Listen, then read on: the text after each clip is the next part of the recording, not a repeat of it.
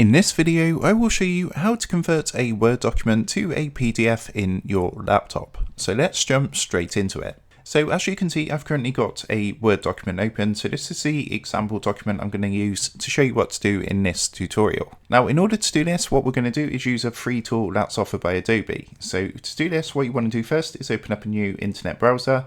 And then what you want to do is come across to google.com. Now, into the search box at the top, you want to put the following, which is Word to PDF, and then put Adobe.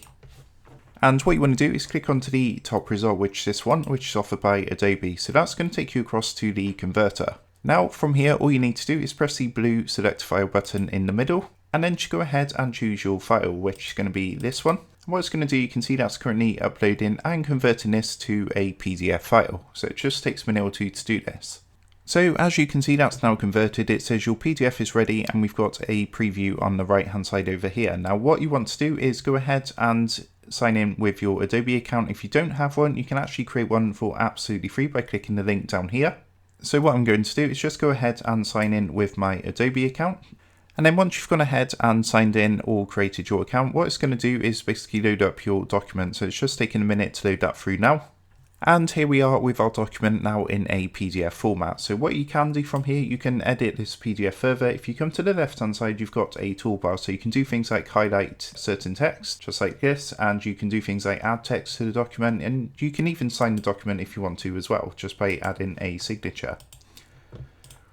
So once you're happy with that and any changes you've made, what you then want to do is come up to the top right hand corner and click onto the download button up here.